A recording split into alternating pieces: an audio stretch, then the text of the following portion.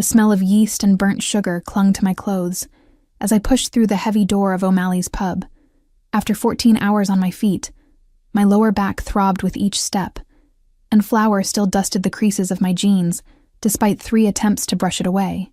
The dim lighting and low hum of conversation wrapped around me like a welcome blanket, so different from the bright chaos of Dolce Mattina, my tiny bakery wedged between a laundromat and a pawn shop in Little Italy. "Rough day?" Marco, the bartender, asked as I collapsed onto a stool near the end of the bar.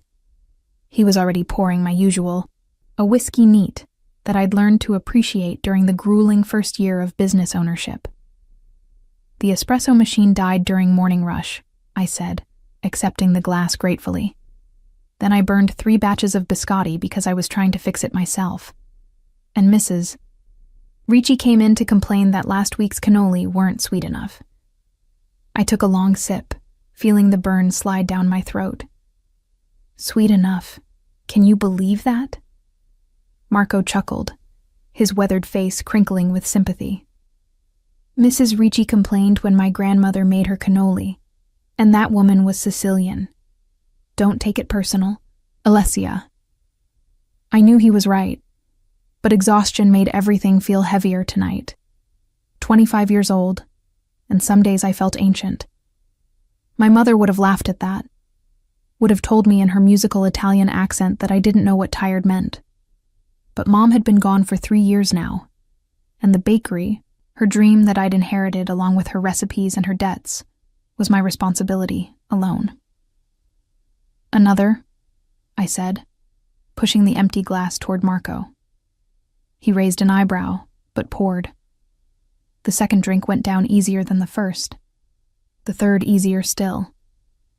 By the fourth, the edges of the world had softened pleasantly, and I found myself laughing at Marco's stories about the regular customers, at nothing and everything. "You should slow down," he suggested gently, but I waved him off. "I'm celebrating," I announced, my words slightly slurred. "Celebrating that I didn't burn down my own bakery today. That's worth drinking to, right?" The stool beside me scraped against the floor as someone sat down. I glanced over, my vision swimming slightly, and found myself looking at a man who seemed carved from shadows and expensive wool. His suit was charcoal gray, perfectly tailored to broad shoulders that tapered to a narrow waist. Dark hair swept back from a face that could have belonged to a Renaissance painting, all sharp angles and hooded eyes the color of espresso. He ordered something in Italian, his voice a low rumble that made my skin prickle with awareness, despite the alcohol dulling my senses. Marco nodded, suddenly looking nervous in a way I'd never seen before, and hurried to pour what looked like a very specific, very expensive whiskey. "That's fancy," I heard myself say, pointing at his glass. "I'm drinking the cheap stuff, the stuff that makes you forget you spent 12 hours kneading dough and arguing with suppliers about flour prices." The man turned to look at me, and I felt the full weight of his attention like a physical thing. His eyes were darker up close, almost black in the dim lighting, and they studied me with an intensity that should have sobered me up. Instead, emboldened by whiskey and exhaustion, I smiled at him. "You look like a bad boy," I announced, the words tumbling out before my filter could catch them. "Like a really bad boy, the kind my mother would have warned me about." I laughed, delighted by my own observation. "Are you? A bad boy?" Something flickered in those dark eyes. Surprise, perhaps, or amusement. The corner of his mouth lifted almost imperceptibly. "You have no idea," he said, his accent similar to Marco's, but somehow more refined, more dangerous. "That's not an answer," I pointed out, wagging my finger at him. "You're being mysterious. I don't like mysterious. I like honest. Like brutally honest." I gestured expansively, nearly knocking over my glass. "You know what I told Mrs. Ricci today? I told her that if she wants sweeter cannoli, she should go to Ferrara's on Taylor Street. They put enough sugar in theirs to give you diabetes just from looking at them." "Did you really?" He sounded genuinely curious now, leaning slightly closer. No, I admitted, giggling. But I wanted to. Instead, I smiled and said I'd adjust the recipe. Which I won't, because my mother's recipe is perfect, and Mrs. Ricci is wrong. I took another sip of whiskey. See? Honest. Brutally honest. That's me. Alessia, Marco interrupted, his voice tight with something I couldn't identify through my pleasant haze. Maybe you should head home. I'll call you a cab. I'm fine, I protested, but even as I said it, the room tilted slightly. The man beside me moved with fluid grace, his hand steadying my elbow before I could slide off the stool. Easy, he murmured, and I found myself looking up into those impossibly dark eyes. Up close, I could see silver threaded through his hair at the temples, could smell something woodsy and expensive, cedar maybe, or sandalwood. You smell good, I informed him solemnly, like really good. Not like flour and burnt sugar. That's what I smell like, always. It's in my hair, my clothes, probably my skin at this point. I laughed again, the sound slightly unsteady. But you smell like money and danger. Is that weird? That I can smell danger? Perhaps you're more perceptive than you think, he said, his lips quirking into an almost smile that transformed his severe features into something unexpectedly warm. Marco appeared with a glass of water, which the stranger handed to me with quiet insistence. I drank obediently, some part of my brain recognizing that I should probably be more cautious around a man I'd just met, especially one who radiated the kind of controlled power that made the air around him feel charged.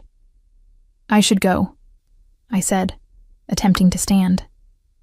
The world swayed alarmingly, and suddenly his arm was around my waist, supporting me with a gentleness that seemed at odds with his dangerous appearance. I'll take you home, he said, not asking. That's very bad boy of you, I mumbled against his shoulder, which smelled even better up close. Taking advantage of drunk women. My mother definitely would have warned me about you. I'm taking you home safely, he corrected, amusement coloring his voice. There's a difference. Where do you live? I gave him my address, barely registering Marco's wide-eyed expression as the stranger guided me toward the door. A sleek black car materialized at the curb, driven by a thick-necked man who looked like he could break someone in half without much effort. Who are you? I asked as he helped me into the back seat, his hand cradling my head so I wouldn't hit the doorframe. Vincenzo, he said simply. Just Vincenzo? Like Cher? Or Madonna? I giggled at my own joke. I'm Alessia Amato. I own Dolce Mattina on Halsted. You should come by sometime. I make the best sfogliatelli in Chicago. Better than Ferrara's. Though don't tell anyone I said that. I won't, he promised, sliding in beside me and giving the driver my address. The drive passed in a blur of streetlights and soft leather. I found myself listing against Vincenzo's solid shoulder, his arm coming around me in a gesture that felt protective rather than predatory. Through my alcoholic haze, I registered that this should concern me more than it did, that getting into a car with a stranger was dangerous, that my mother would be furious if she knew. But there was something about him, about the way he handled me with careful respect, about the warmth in his eyes when I'd called him a bad boy, that made me feel unexpectedly safe. You really do look like trouble, I mumbled into his shoulder as the car pulled up outside my apartment building. The very handsome kind of trouble. He helped me out of the car and up the 2 flights of stairs to my door, waiting patiently while I fumbled for my keys. When I finally got the door open, he steadied me in the doorway. Will you be all right? He asked, genuine concern in his voice. I nodded, suddenly feeling the full weight of the evening's alcohol hitting me. Thank you. Vincenzo who's like Cher. You're a gentleman bad boy, the best kind. Something shifted in his expression, an emotion I couldn't name flashing across his features before being carefully controlled. Get some rest, Alessia. Drink water before you sleep. Will I see you again? The question slipped out before I could stop it.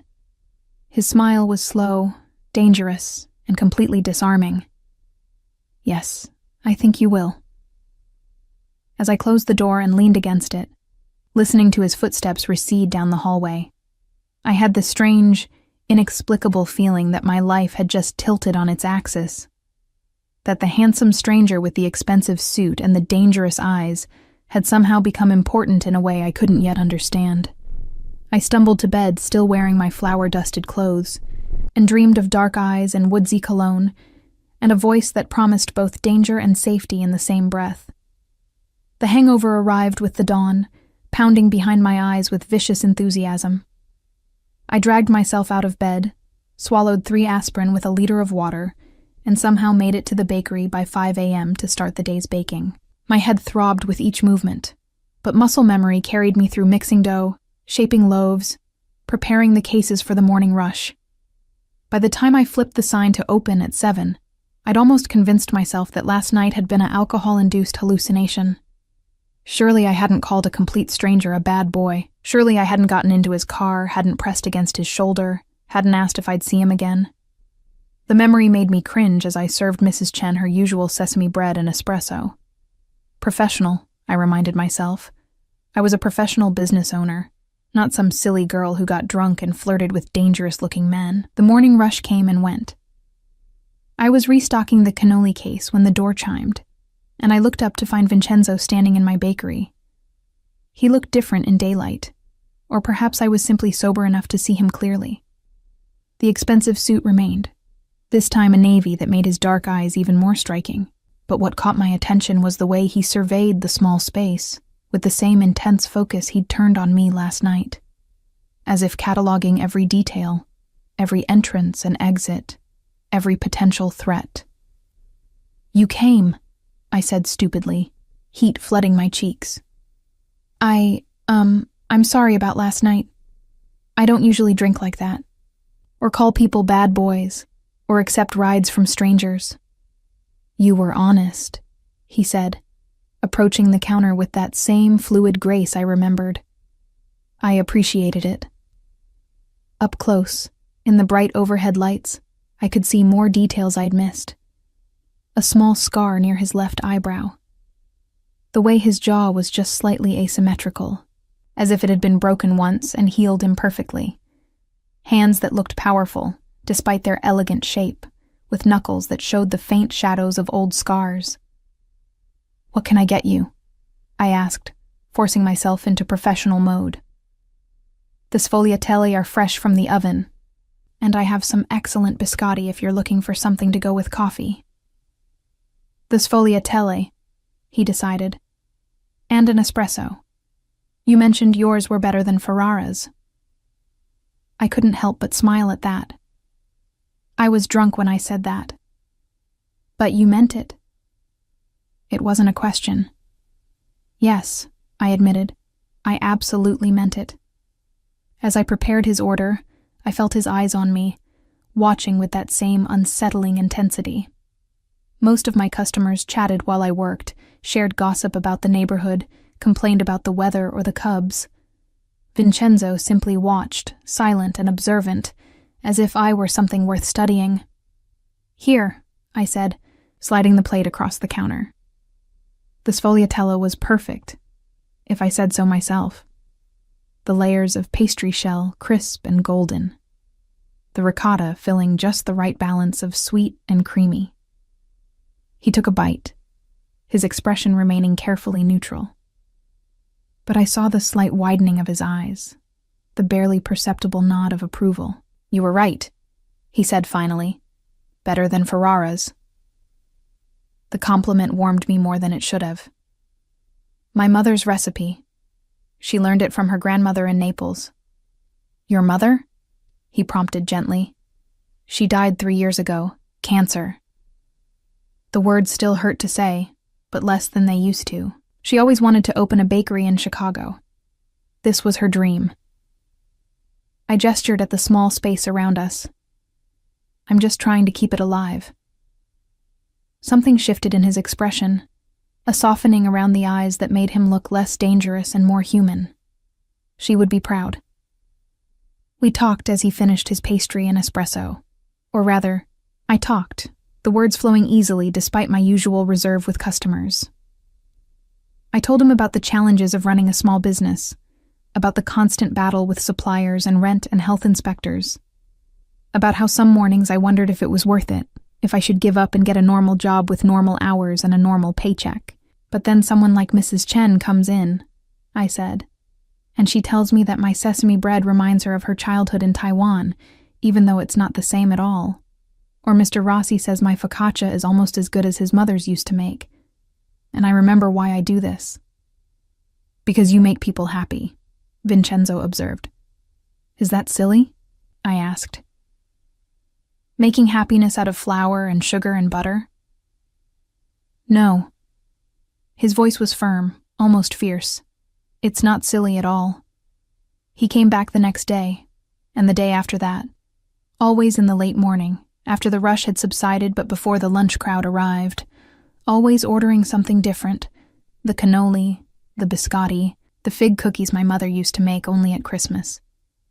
We fell into a rhythm, a strange friendship built on 30-minute conversations amid the smell of baking bread. He asked questions, listened with that intense focus, seemed genuinely interested in the minutiae of my days.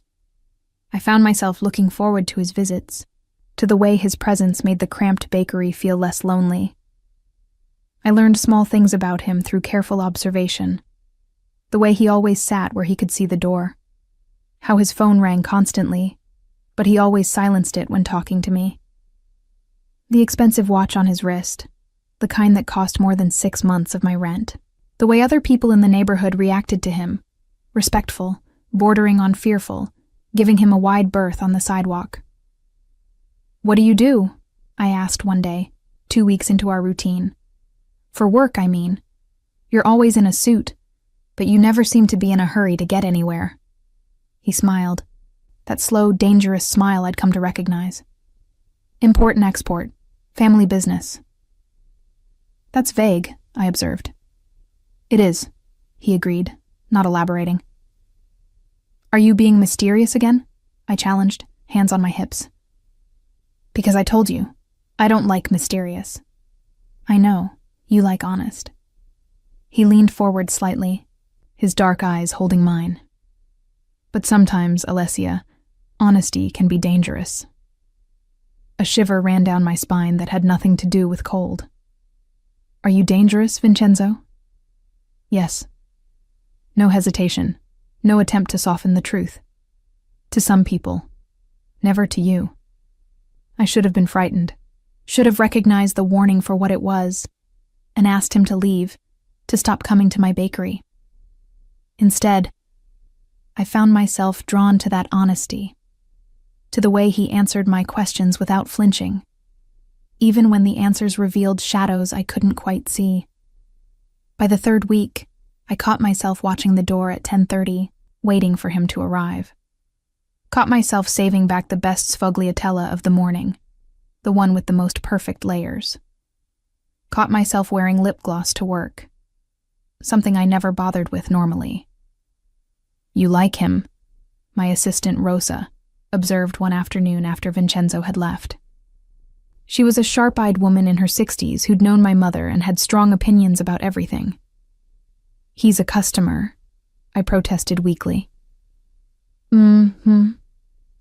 Rosa didn't look convinced. "A customer who you smile at like he's bringing you sunshine. A customer who looks at you like you're something precious he wants to protect. He doesn't." "He does," she interrupted, "and everyone in this neighborhood sees it. Do you know who he is, Alessia?" "Vincenzo Catalano. He imports and exports things." Rosa's expression turned grave. "He's Vincenzo Catalano, Don Catalano's son. The man who runs the entire North Side." The words hung in the air between us. I knew what she meant, what she was really saying. Mafia. The word we didn't say out loud in Little Italy, but everyone understood. "I don't believe that," I said, but even as I spoke, pieces were clicking into place. The expensive clothes, the way people treated him, the guards I'd seen waiting outside in black SUVs, the vague answers about his work. "Believe it or don't," Rosa said gently. "But be careful, Dolcezza. Men like that, they live in a different world than us. And that world is dangerous." That night, alone in my apartment, I Googled Vincenzo Catalano. The results were sparse, deliberate vagueness that spoke volumes. A few society page photos from charity events, always in the background, never the focus. Business licenses for legitimate companies. No criminal record, but then, men at that level rarely had ones. And underneath it all, rumors, whispers, the kind of reputation that existed in shadows and careful words. I should have stopped seeing him. Should have told him to find another bakery, another place to spend his mornings. But when he walked through my door the next day, his dark eyes lighting up at the sight of me, all my resolutions crumbled like day-old biscotti. "Alessia," he said, my name sounding like something precious in his mouth. "Vincenzo," I replied, already reaching for the sfogliatella I'd saved for him. And just like that, I knew I was in trouble. The kind of trouble my mother would have warned me about. The kind I was walking into anyway, eyes wide open. It was Rosa's scream that shattered the comfortable routine I'd built around Vincenzo's visits. I was in the back, pulling a fresh batch of olive bread from the oven, when I heard her cry out. The tray clattered to the floor as I ran to the front of the shop, my heart hammering against my ribs. Rosa stood frozen behind the counter, her face pale, staring at two men who had just entered. They weren't customers.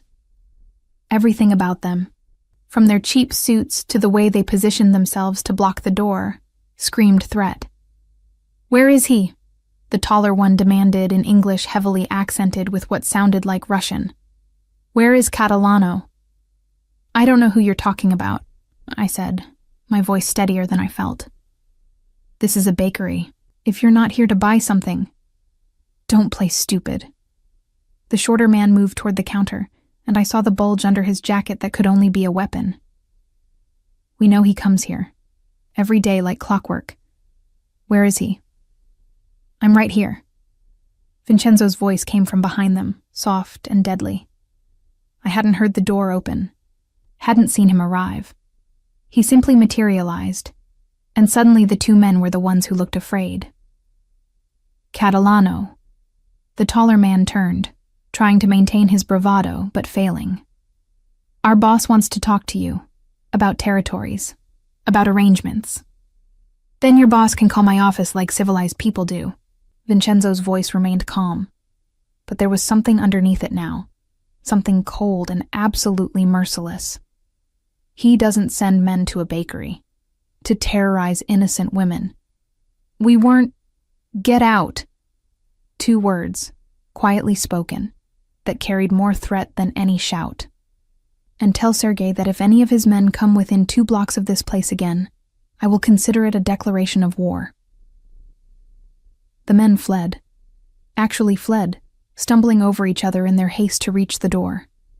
Through the window, I watched them climb into a black sedan and speed away.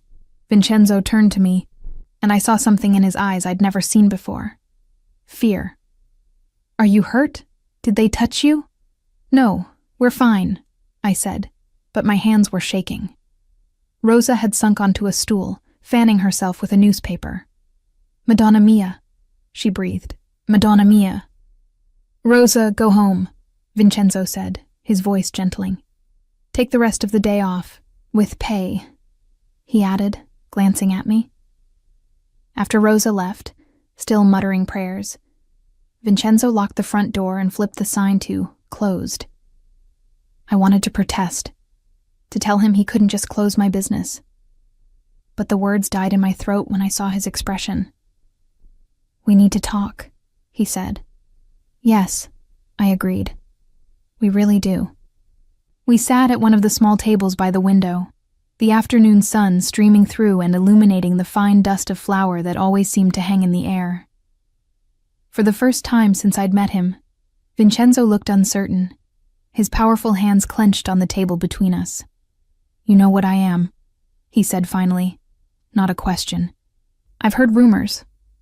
Rosa told me. I met his eyes, refusing to look away. Are they true? Are you really what she says you are? Yes. That same unflinching honesty I'd come to expect from him. My father was Don Catalano. When he died 5 years ago, I took his place. I run the family's interests on the north side, legitimate and otherwise. Otherwise, I repeated numbly. You mean illegal? Criminal? Yes. He didn't try to soften it, to make excuses.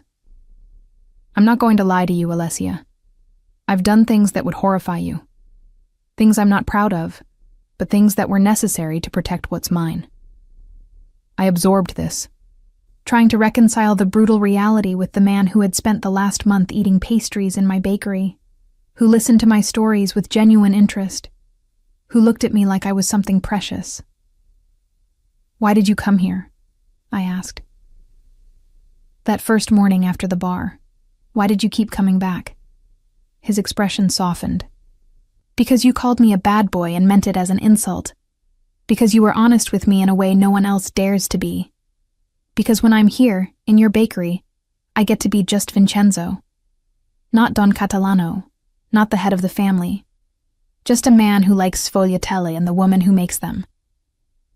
I'm not some escape from your life, I said, anger flaring despite my fear. I'm not a fantasy you can visit when you need a break from being a criminal. I know that. He reached across the table, his hand covering mine. I should have pulled away, but I didn't.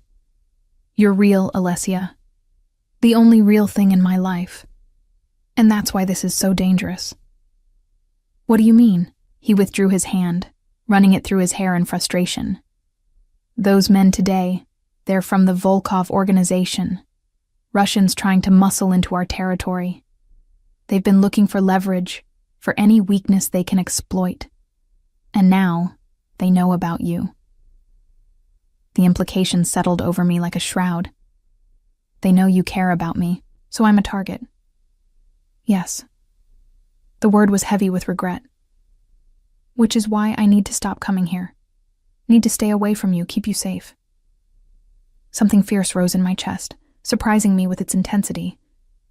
Don't I get a say in this? In whether you stay or go? Alessia? No. I stood, planting my hands on the table. You don't get to make decisions about my life without asking me. You don't get to decide what's safe for me. That's my choice. He looked up at me, surprise and something else, something that looked almost like hope, crossing his features. You don't understand what you're saying, what being involved with me means. Then explain it to me, honestly. No more vague answers about import and export. And so he did. For the next hour, as the afternoon light shifted through the windows and the closed bakery grew quiet around us, Vincenzo told me the truth. About his family's history in Chicago, about the territory wars and the truces, about the gray areas where legitimate business blurred into something darker, about the violence he'd ordered, the men he'd hurt, the weight of responsibility for hundreds of people who depended on the family for their livelihood.